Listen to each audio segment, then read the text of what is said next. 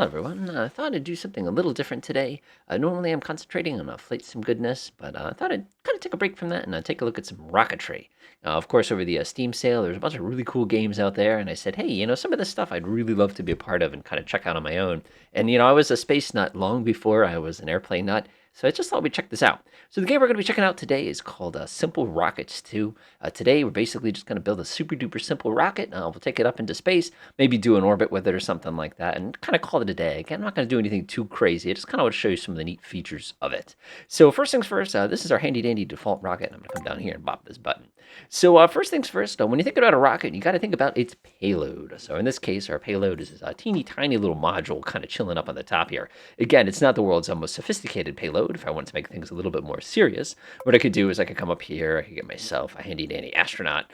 There he is. Oh, he's looking like a test dummy. And now I've got an astronaut on board. Now, one of the cool things is I can come in here and, you can come in here and see this guy. I got this guy named Corbin Moses is his name.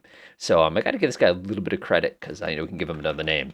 Let's see here. Gus Gunderson. There, now that's a random name, right? Not really. So the next thing we need to do is we need to consider our performance. Now that we have our payload, as a matter of fact, I'll break this off. Our payload here is 1,200 kilograms. 1,200 kilograms is it's a pretty significant mass to try to get into space. Now, what I want to do here is I want to add a couple little details. We're going to go ahead and let's go ahead and steal off the mercury redstone for inspiration here. So on the front of this sucker, I'm going to get myself a handy dandy little kind of piece like that. Behind that, I'm going to go ahead and get myself an inner stage. Something nothing too complicated. I basically just need something that I can protect the capsule with here. Of course, we need a heat shield because we're going to be doing a little bit of re-entry here. Slap the heat shield. Looking solid. Go ahead and put that inner stage on there. And now, if you remember from the originally Mercury missions, we basically had a teeny tiny little jet basically sitting on the back. I don't need anything that big. I'll shrink it down a little bit. It doesn't have to be too big. Now, let's say, I don't know, about port 4 or something like that. Now, we're going to go ahead and throw some little tiny engines on the back of it. For those who remember the original Mercury missions, you basically had this little tiny little pod of thrusters here. We're going to go ahead and do something very, very similar to this. Let's see here. I'll lose a pixie engine here. That's probably going to be a little bit overkill for us, actually. Remember, we're not going to need anything big because we just need enough to basically get us out of orbit here. So I'm going to go ahead and select, let's see here, pressure fed. No, we'll go a little old school. Gas generator looks pretty good. Liquid oxygen, liquid hydrogen. That's a wonderful, wonderful type of fuel to use in space. But as you can see, it results in a gigantic engine. I don't need anything that big. So I'm going to go ahead and shrink this thing down quite a bit. What is this? That's 390 meters per second of delta V. That's actually pretty darn good, but I know I can actually do better than that. So I'm going to look over here at my ISP, which is basically my fuel economy. I'm going to try to get the highest ISP I can get here. And that is with a delta engine, which that makes sense. So next thing you know, what we want to do is we want to adjust the throttle node size. And again, we're trying to maximize our fuel economy here. We don't need to do anything too crazy. And naturally, if you make the nozzle length a little bit bigger, you're going to end up with better fuel economy inside of a vacuum. Because remember, there's no pressure trying to hold the fuel in there. So that's going to get us a delta V of 435 meters per second, which is a little short of what I want. So what I actually want to do is increase that. So I'm going to increase my length just a teeny tiny bit and see what that does. That gave me 603. That's way too much delta V. I don't need that much. And I'm back down to my original size. 492. Yeah, but that's going to be good. So there is going to be our payload. That is going to be a little tiny capsule. One thing I really love about this program is I can come over to the Tinker panel and I can be like, it's a little bit too big. Yeah, let's bring this down to, I'll do 35%. Hey, look at that. Now we're talking. And next thing I want to do is since this is fuel, I always like to go ahead in here and change my part style a little bit. I'll leave like this little funky hexagonal pattern. Of course, you could come up here into colors. We'll go with something. Default sounds good. Go ahead and get myself some orange just to remind me there's a fuel. Ooh, abort. Okay, I like that. Cool. And now we're basically in business. This is going to be our payload that we're going to be lifting. And you'll notice my weight now has gotten up to 2,050 kilograms, which is actually fairly significant. So if we're going to be doing kind of like an early kind of go up and come back down sort of a mission, we're going to need enough to be able to get this into space. Next thing you know, we're going to want to get ourselves a handy-dandy interstage like this. The interstage only needs to be big enough to basically accommodate the engine itself. Again, you don't need a big interstage. In my day, I always made interstage stripes. stripes because it just makes it easier to identify them as interstages. As a matter of fact, this piece right here is also going to be striped to let me know it's an interstage as well. So now I've got my main capsule with the heat shield. I've got my interstage to separate it from its engine. I have its engine and its fuel tank, and now I have the interstage that's going to bring the whole unit into space with me. Now, if you want to get really, really cool with some of this, again, you can waste a lot of time. I could actually do something like this and build a fairing around the whole head of the rocket. I'm not going to do that because I don't need to. Okay, let's go ahead and start designing the part that's actually going to get us into orbit here. Now, as it stands right now, I have a perfectly functioning rocket. This is actually not bad at all. You can see that I've got a total of, actually, I just went first stage. First stage has got 3783 meters per second. In this game, they have a slightly shrunk down version of Earth. There is a person who actually does a full version of Earth. But guess what? In Earth, you need something like 9,000 meters per second. I only need 37, about 4,300 meters a second to get going. But again, this is supposed to be basically a, we're just going to kind of go up and dump ourselves back in the ocean. So I don't even need anything like that. So we're actually going to detune my rocket here just to, again, we're having some fun. We're having some fun. All right, let's go ahead and close that out. So first things first, I'm clicking my engine in the bottom, and I'm noticing that this is liquid engine, this is gas generator, liquid oxygen. Now, anybody who knows me knows I love solid rockets. Solid rockets are the definition of a bad idea. So what I'm going to do is I'm actually going to trade that fancy engine for a solid rocket motor. Oh, yeah. So that's going to give my new rocket a decrease in delta V. It's also going to mean I can no longer throttle this spacecraft. It's also going to mean that, unfortunately, my thrust-to-weight ratio is a staggering 19.86 to 1. So that means when this thing accelerates, it will accelerate at 20 gravities, which I don't know about you, but I don't think that's very comfortable. So what I'm going to do now is I'm going to go ahead and do some tweaking here. So we're going to go ahead and shrink the thing down. We just don't need 25 to 1. To be honest, we don't even need 2.5 to 1 here. And I actually have a really cool mod, which gives me some other choices as far as what fuel that I want to use here. You can see I'm using APCP. This is pretty common. The cool thing about APCP, I'm not going to give you the chemical formula here, is that it's actually tremendously good. Like, it actually is a good ISP. It has good thrust to weight, everything along those lines. We also have HTPB, which is awesome. But again, you don't get that very often because it's a little more expensive. You'll notice that when I go with the older style, my fuel economy is a little worse. My fuel economy is a little bit better. And of course, there's this stuff called P-band, which is another one. This is the one they always used in the 60s and 70s. I kind of like it because it's old school. And of course, you go back to CTPB, which again is another really, really common chemical that they were using. And we'll swing back to that classic one. It's the one everybody's using. Okay, so now I'm going to optimize this engine for atmosphere because it's going to spend most of its time in the atmosphere. So let's go ahead and take a look here real fast. Let's see here. Chamber pressure is probably way too high. We're going to come down. But the first thing I want to do is I want to optimize this so that it matches my needs a little bit better. I'm actually going to drop the chamber pressure, which, as you can see from the top, that actually hurts my fuel economy. So I'm going to try to find a sweet spot where it's a little bit of fuel economy, a little bit of thrust. And that looks like it's going to be right about there. So I'm noticing I'm still 2 to 1 on my thrust to weight ratio, which is way too much. So now what I'm going to do is I'm just going to reduce my chamber pressure significantly. And I'm going to get my thrust weight at about 1.5 to 1. So this rocket now is basically ready to go. It is not going to take me into orbit. It's basically going to get me going in a hurry. And then I've got my little capsule, which I can now deorbit with. So let's have a little more fun, though. Of course, we're dealing with rockets here, so we've got to make it a rocket. So I'm going to get myself a handy-dandy little winglet here. And we're going to kind of do something like this. Again, I don't need to get too fancy here. It looks pretty good. Again, we're just having some fun today. We're not going to get too serious because I can spend half a lifetime playing with this game. And trust me, I have. Now I'm going to go ahead and grab this. I'll go ahead and do radial symmetry real quick. And now we have ourselves a really nice looking piece of junk. I love it. I absolutely love it. So now we have a problem. So you're sitting there going, hey, everything looks good to me. What's the problem that you speak of?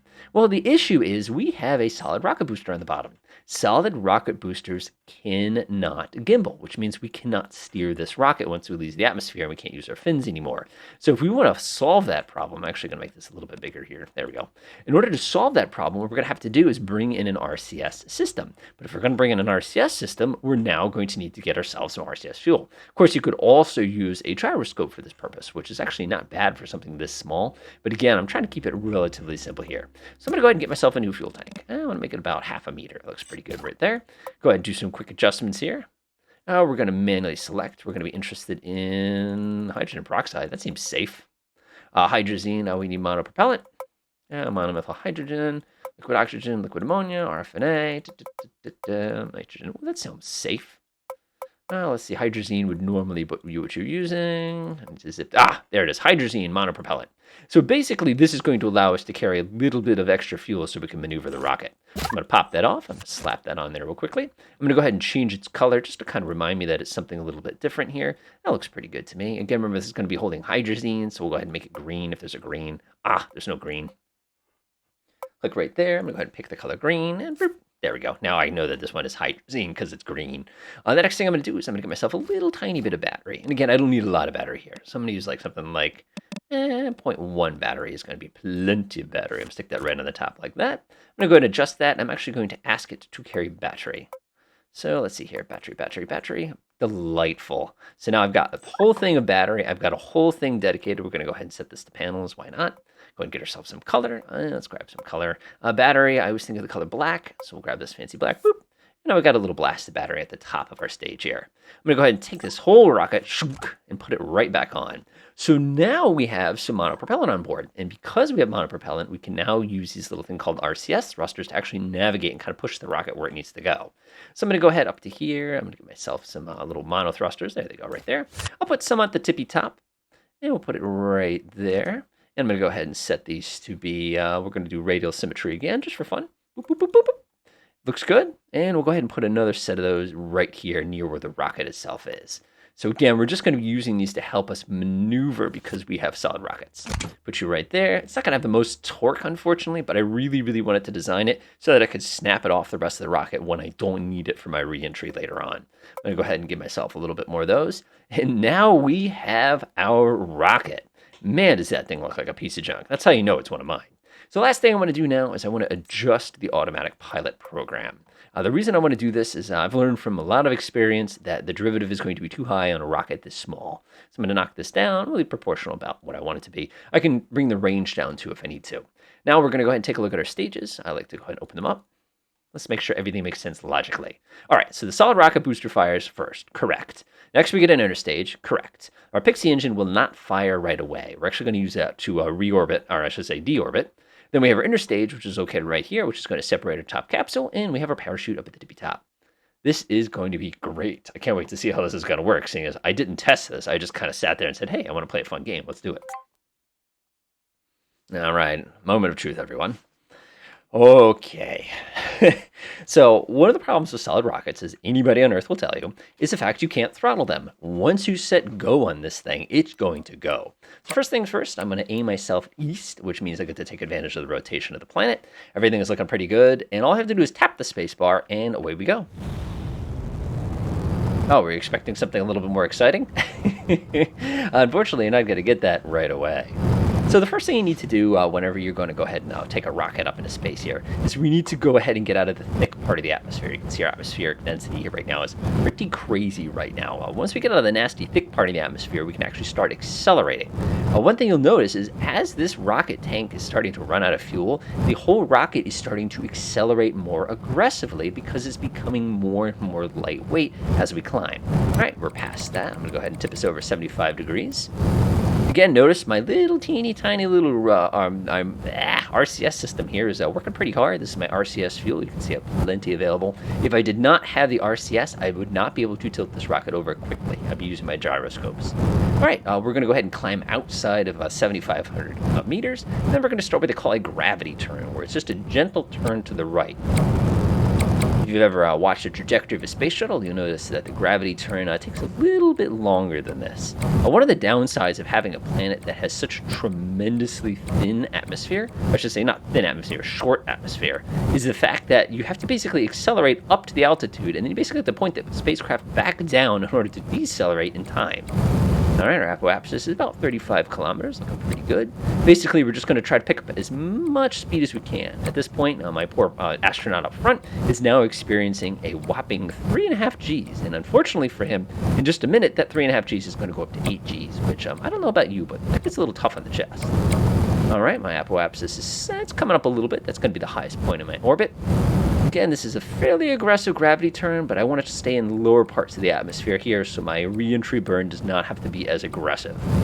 All right, I'm down to 14%. I'm at 5 Gs, which is, I don't know about you, that's a wee bit uncomfortable. All right, Again, I can't throttle that solid rocket booster. It's just going to keep burning until it runs out of fuel.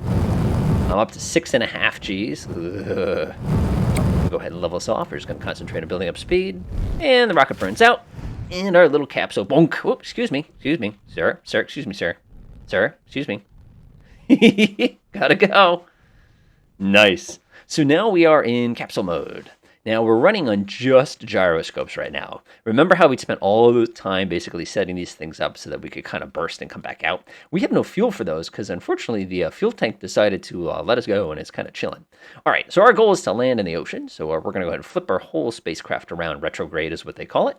And now all we have to do is burn until we slow down enough to come back down into orbit. So let's go ahead and do that now. If you're curious graphically, by the way, it looks a little bit like this. You can see we're going to hit this part of the orbit right here. The best spot, of course, to start our burn is going to be right there. That's at our apoapsis. That's our highest point in our orbit. If we go ahead and kick it on at that point, it'll slow us down really, really nicely and basically make us go kind of flat back into the atmosphere. So I'm going to give us just a moment. I like how you can accelerate time in this. It's super easy to do. We're looking for 78 kilometers to start our reentry burn. All right, and 78 there.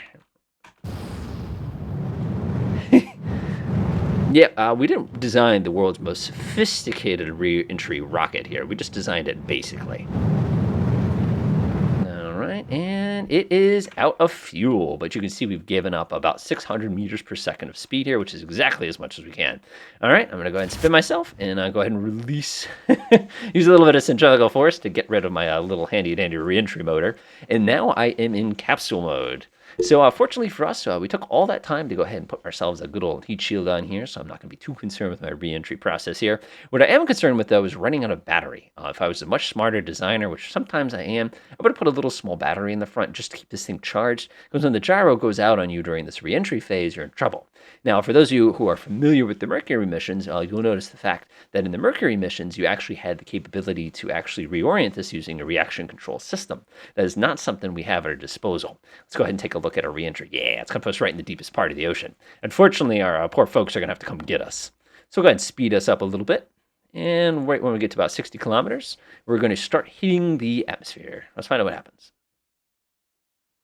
Again, this is all just from the hip. I've got a little bit of experience doing this stuff. If anybody's played with the Orbiter, it's a free game out there that basically lets you simulate all space missions. Man, have I spent some time on that before we had things like Kerbal. And then we're starting to hit the atmosphere. I'll accelerate time a little bit because it does take a little while to enter.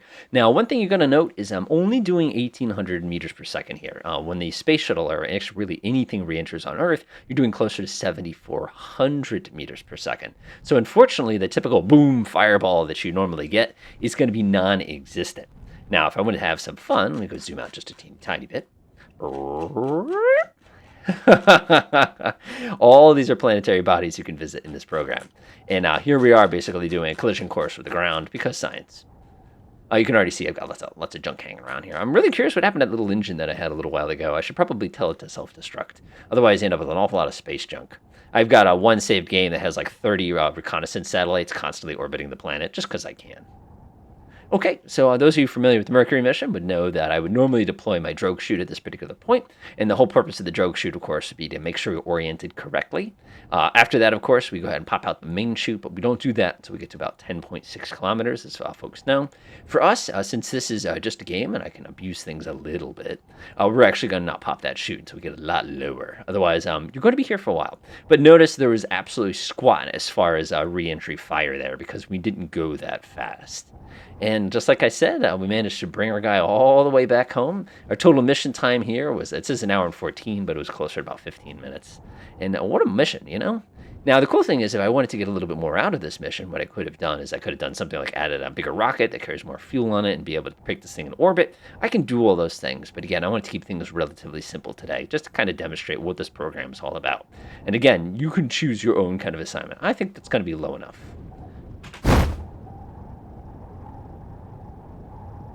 Slow down. Slow down. Oh, that's going to hurt his back a little bit. Sorry. I should have put a bigger parachute on it. Sorry. Whoosh. Ha-ha! We made it! Splash down. I don't want to push this button because if I do, I'll blow the whole front off this thing. So I'm just going to go ahead and disable that part. And I can't click again to destroy. Cool. So now we can go inside here. We can eject Gus Gunderson, who is sitting there enjoying his little swim here. And you can see you can kind of drive him around. Isn't that great?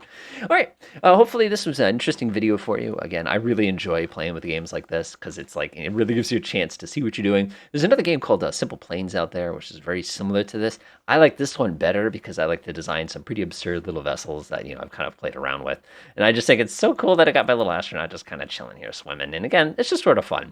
All right, enjoy.